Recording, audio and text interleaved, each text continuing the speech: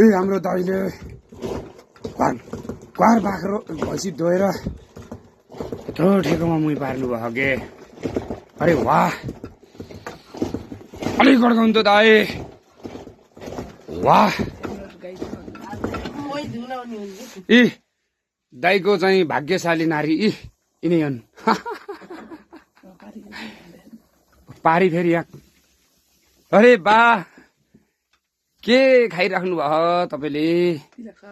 तिलक सरलाई खै त तिलक सरलाई देखाइदिउँ बिचरा यहाँ।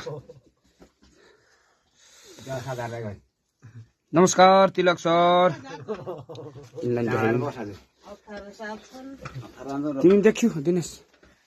मेरो दाई घिउ निस्क्यो है। तेरेर हाम्रो कमन डलुमा त नहुने घिउ त धन्नै भरिरहेछन्। यता अझै निकार्न बाँकी छन् हुन्न दाइ? अरे वाह,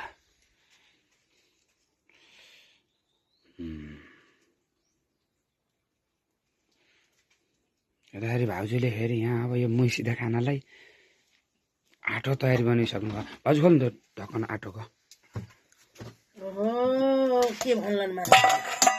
इस आँटो भनेको कस्तो हुन्छ कि हाम्रो आँटो,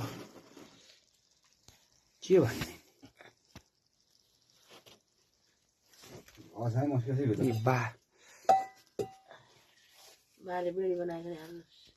बाली बेडी खानुहुन्छ र खानुहुन्न?